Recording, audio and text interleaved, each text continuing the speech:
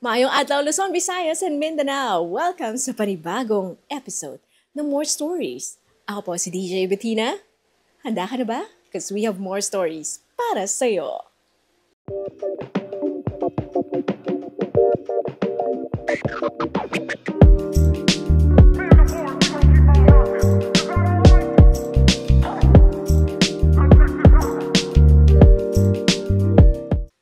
Kumusta ka, Merkada? Ako nga pala si Joyce ng Caloocan. Dahil sa walang magawa sa office, inuubos ko ang oras ko para i-check ang Facebook memories ko nang bigla kong nakita ang isang masakit na alaala. A painful reminder of discovering my partner cheating on me. Ang sakit talaga, pero pinatawad ko siya kasi akala ko magbabago pang lahat. But it happened again. 2 beses. Bukod pa ron, ay nagkaroon pa ng emotional and sexual abuse na nagpatuloy ng 5 taon. 5 taon ng buhay ko na hindi ko na maibabalik pa. Matalino naman akong tao. Gusto ko maniwalang I'm a total catch, go-getter, and emotionally intelligent.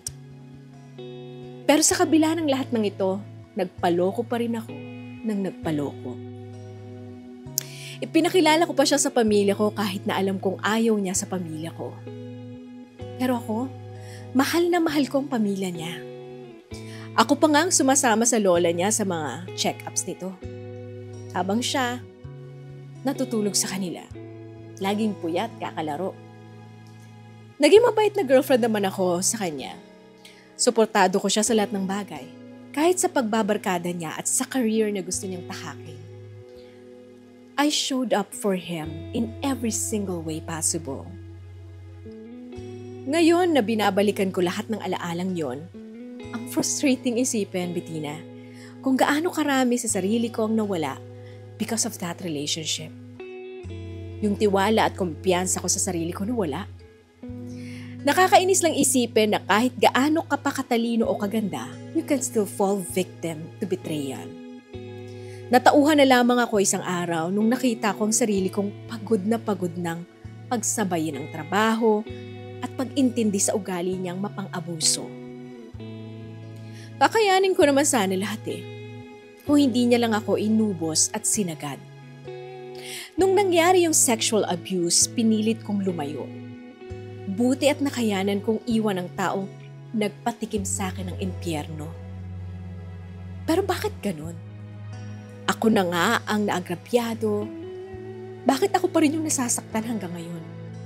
At hirap makalimot. Ngayon iniisip ko, hindi pa pala talaga ako lubusang naghilom.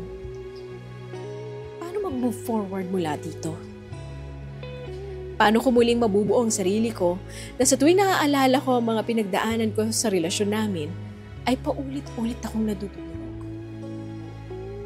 Sana ay matulungan niyo ako.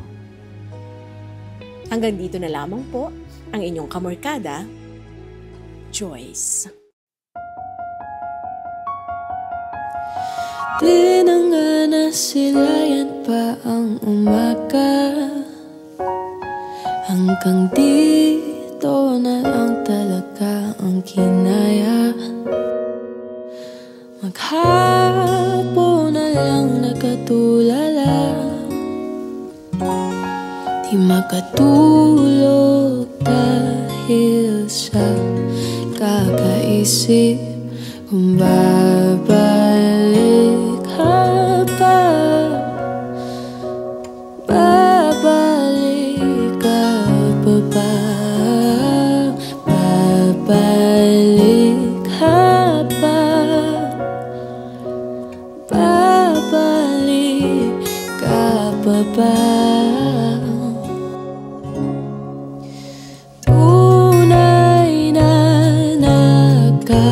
Kakayanik ng dibdib ang lahat ng nangyari.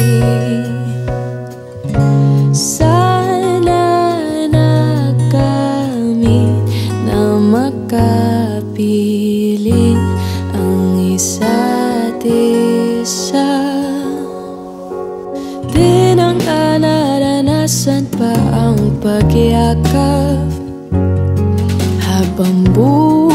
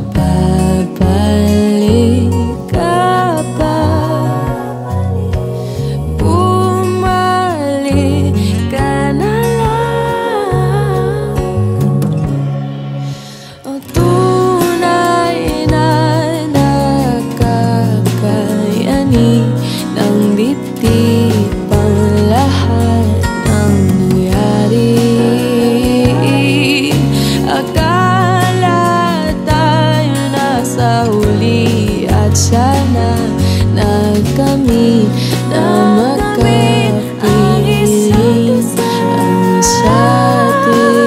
isa, ang isa't isa.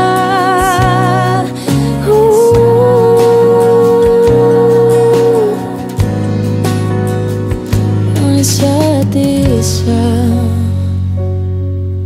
makapiling na makapiling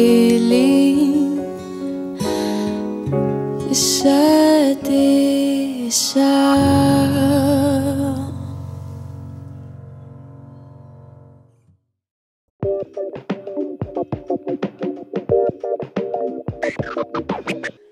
Bago natin pag-usapan ang kwento ipinadala sa atin ni Joyce, huwag niyo kakalimutan na mag-subscribe. I-like ang video na ito at i-share sa inyong mga kabarkada online. Hello Joyce! Kamusta ka na? Kamusta yung nararamdaman mo ngayon? Una sa lahat, maraming salamat at dito mo ipinagkatiwala yung kwento mo. Dito na lumalabas yung mga emosyon, lahat ng sakit na kinulong mo dyan sa damdamin mo ng mahabang panahon. Yung pinilit mong itago, pinilit mong kubliin, yung pinilit mong kalimutan, ngayon ay nagmumulto ng paulit-ulit. Alam mo, para matigil na to, harapin mo na yung multong yan. Oras na para damhin at yakapin yung pain na yan. Allow yourself to feel the pain, Joyce. Tao ka. Kailangan mong maramdaman yan. Kailangan mo i-acknowledge yan. Kailangan mong respetuhin lahat ng emosyon. Pakawalan mo na. It's part of the healing process. Medyo talagang hindi magiging madali. Ang messy nitong tingnan, magulo to, madugo ito, maraming iyakan ito. Pero pagkatapos nun, magiging magaan na yung loob mo.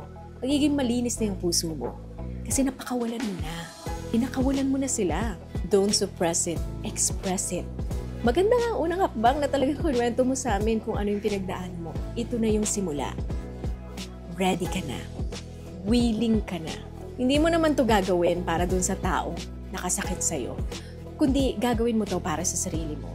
Magpapatawad ka, hindi dahil sa okay na sa'yo yung ginawa ng tao. Kundi it's all about freeing yourself from anger so you can move forward na walang mabigat na dalahin. Kaya mo pang i-rebuild yung sarili mo pagkatapos ng loss na yan. Piliin mo maging maligaya, piliin mo maging malaya.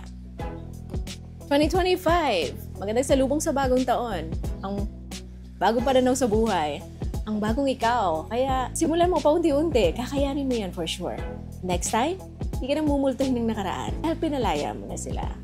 And next time, mas magiging matapang ka na. Hindi mo na iaalaw pa mga pang-aabuso. Hindi mo na iaalaw pa yung mga ganyang klaseng pagmamahal. Mga ganyang klaseng relasyon. Mas magiging matalino ka na. I'm sure marami kang natutunan dito sa relasyon na ito na dapat mo rin ipagpasalamat. Learn from this experience, Joyce. Lahat naman ng mga pagsubok na dumarating sa buhay natin may tinuturong leksyon, di ba? Lahat ng taong tumatambay sa buhay natin na papadaan, may iniiwang magandang leksyon, aral. Gamitin natin yon para mas maging maganda pa ang buhay natin. Again, maraming salamat, Joyce, sa pagbahagi ng iyong storya dito sa More Stories. Sa lahat ng mga kapamilya natin na gustong magbahagi rin ng kanilang kwento, welcome po ang lahat. We listen, we don't judge. Kung may gusto kang sabihin para sa storya ni Joyce, comment lang below. Don't forget to subscribe, like, and share this video sa mga kamarkata natin online. Ako po si DJ Bettina. Abangan ang susunod pa nating episode dito sa More Stories because we have more stories para sa'yo. Hanggang sa muli.